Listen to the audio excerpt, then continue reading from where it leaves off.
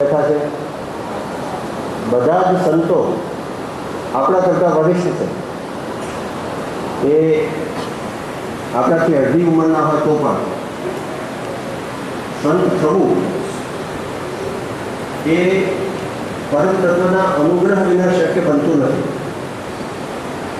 આ હું જે કંઈ બે અક્ષર લખી શકું છું એમાં પણ પ્રભુ સ્વામી મહારાજ અને એવા સંતોના આશીર્વાદ નિમિત્ત બન્યા છે. 1980ના આરસામાં વિવેક સાગર સ્વામી ત્યારે નારાયણ ભગત તરીકે જાણીતા હતા અને વધારે જાણીતા હતા, હવે ઓછા જાણીતા, અને ઈશ્વર સ્વામી અમારે બહુ મોટા સાહિત્યકાર થઈ ગયા, હરિન્દ્ર દવે. વિવેક સાગર અમે તો સાથે ભણતા હતા, પણ હરિન્દ્રભાઈના નામે ઈશ્વર સ્વામી પધાર્યા. એમના પિતાજી હર્ષદભાઈ પૂર્વાશ્રમના પિતાજી એમ કહેવું, એ મોટા વિદ્વાન, એમની પાસેથી પણ હું ઘણું શીખ્યો છું. ઈશ્વર સ્વામી પાસેથી હું કંઈ શીખ્યો હતો એ કે ધીમે બોલવું, નાની ભાઈના સંતને પણ પગે લાગવું. મેં એમને ગુસ્સે થતા જોયા નથી. એકાદા જોવા મળે તો લાવો ગણીશું.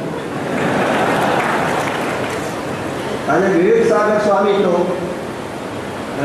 જગતમાં જ્યાં જાઓ ત્યાં એનું ભાષણ આજે બોલ્યા એનાથી પણ લાંબુ ભાષણ સાંભળવા મળે. સ્વામી હજુ મોડા આવ્યા હવે એનું ભાષણ ચાલતું. સ્વામીના આશીર્વાદ છે એમના ઉપર. અસ્ખલિત વાણીમાં અનેક દ્રષ્ટાંતો સાથે એ બોલતા હોય છે. આ પણ બધું સહજ હોતું નથી. હવે આમ તો આપણી ભાષામાં એને સન્માન કહે છે, પણ હું એને સન્માન કહેતો નથી.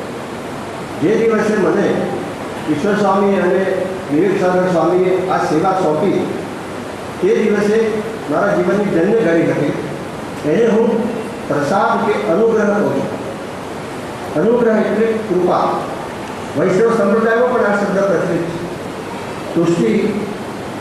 પુષ્ટિ થવી એટલે અનુગ્રહ થવો.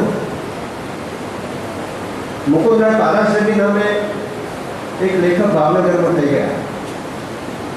પ્રશ્નોના નાટક, એમની બે ખાસિયતો એ બધા ગરીબ હોય અને વૈદું જાણતા હોય. મુકુંદરાયમાં આ બંને ગુણો હતા. એમણે એમના દાદીમાની વાતો નથી અને એમાં એક વસ્તુ સમજાવી છે કે અનુગ્રહ કેવી રીતે થાય.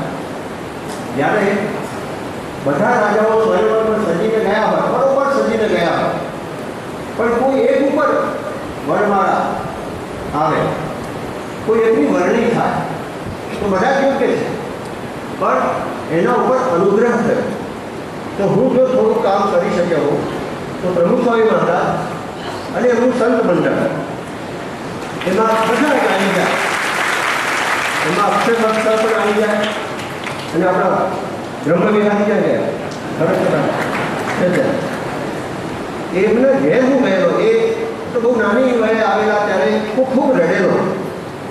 એમના માતા પિતા આગળ બધા ફોટા જોઈને હું રડેલો. માતા પિતા કરતાં હું વધારે રડેલો. પણ તમે જુઓ કે અહીં થોડાક વર્ષમાં આટલી નાની વયના એ ભણતર પણ કોલેજમાં દાખલ થવાની સાથે છોડી દીધેલું. પછી જે આપણું ભણતર શરૂ થયું. એવા એક યોગી ચરણ સ્વામી, એ સંગીતકાર તો છે જ મહાન. એમના મોટા ભાઈ યજ્ઞેશ્વર સ્વામી એમને પાછા લેવા ગયા. એ જ પછી રહી ગયેલા. અત્યારે દક્ષિણ ભારતમાં ઘણું બધું કામ કરે છે. યોગી ચરણ સંગીતકાર તો ખરા, પણ ઇલેક્ટ્રોનિક્સ જાણે. અમારા દીકરો સંજય કમ્પ્યુટરો છે, પણ આ બધા સંતો એનાથી વધારે જાણે.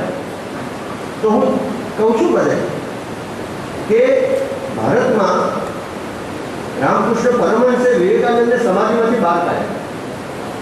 વિવેકાનંદ તો બહુ બૌદ્ધિક હતા, માનતા જ નહોતા, તત્વજ્ઞાનના વિદ્યાર્થી હતા, અંગ્રેજી માધ્યમથી ભણતા હતા. રામકૃષ્ણની વાતો એમને ઘરે ઉતરે નહીં. પછી એક દિવસ પગના અંગૂઠાથી એમના કપાળ પર સ્પર્શ કર્યો રામકૃષ્ણ પરમહંસે. 3 દિવસ સમાધિમાં રહ્યા.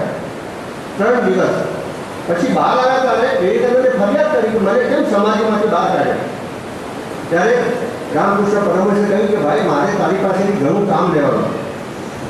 વિવેકાનંદ પાસેથી કેટલું મોટું કામ લીધું.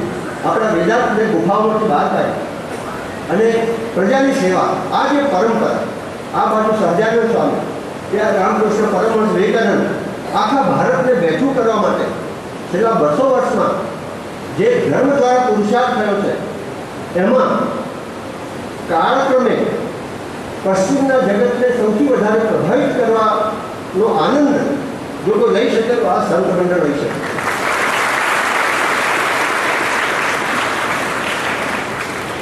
અમે લોકો શરૂઆતમાં અહીં નાનકડા સભાગૃહમાં આવતા. મને લાગે છે થોડા વર્ષમાં આ સભાગૃહ પણ નાનું પડશે. આનું સ્થાપત્ય અમે લોકો આવ્યા ત્યારે કેવા કેવા વિદ્વાન યુવકો અમારા સ્વાગત માટે ઊભા હતા. મારા સ્વાગત માટે જરૂર જરૂર ગમે ત્યાંથી પૂછી શકું એવું છું. બધેથી બધું બનતું હોય ત્યારે જોતો હોઉં છું, આનંદ વ્યક્ત કરું છું. તો આ સ્થાપત્ય આ પણ કોઈ અનુગ્રહ વિના શક્ય નથી. લક્ષ્મી આવે છે, લક્ષ્મી ચંચળ કહેવાય છે, પણ એ સ્થિર થવા આવે છે અને એ ચૈતન્યમાં પરિવર્તન પામે છે.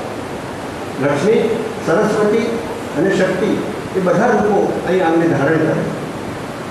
ગયા વર્ષે જન્માષ્ટમી ઉપર પ્રમુખ સ્વામીનું પ્રવચન હતું ન્યુયોર્કમાં. હવે જન્માષ્ટમી અને પ્રમુખ સ્વામીને શું, એટલે મેં ત્યાંના લોકોને કહ્યું કે સામ્ય છે શ્રી કૃષ્ણમાં અને પ્રમુખ સ્વામીનું સામ્ય છે. શ્રી કૃષ્ણ માખણ જોડતા હતા એમ પ્રમુખ સ્વામી આ અમેરિકાનું દ્રવ્ય તોડીને ભારત લઈ જાય.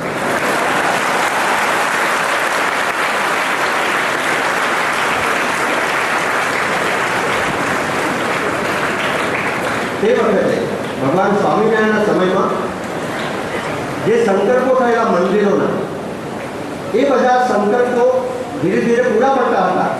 પણ પ્રમુખ સ્વામી મહારાજના શાસનકાળમાં, ધર્મ શાસનકાળમાં બધા સંકલ્પો પૂરા થયા અને નવા સંકલ્પો જાગ્યા.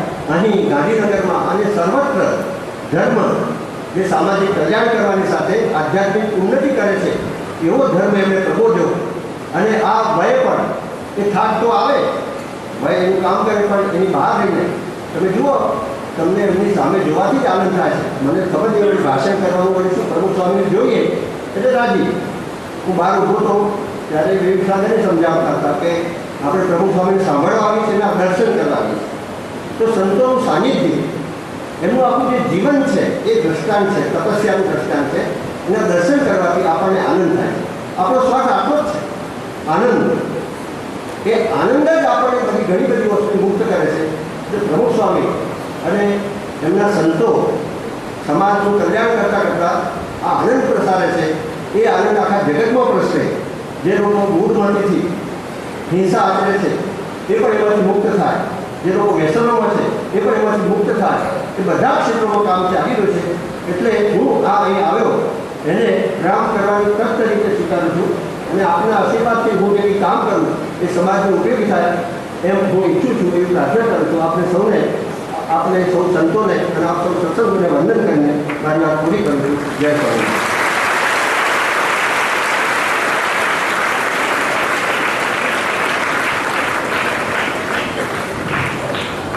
આદરણીય શ્રી રવિભાઈએ પોતાની લાક્ષણિક શૈલીમાં એમણે જે કંઈ નિરીક્ષણ કર્યું છે એ પોતાની સ્વાભાવિક શૈલીમાં આપણે પ્રસ્તુત કર્યું. આપણે ખરેખર એવો તે બદલ આભાર વ્યક્ત કરીએ છીએ. શ્રી રવિભાઈએ જે કંઈ સર્જનો કરીને સુંદર પ્રકાશનો આપ્યા છે તેમાં ખાસ કરીને આપણા સંપ્રદાય પર પણ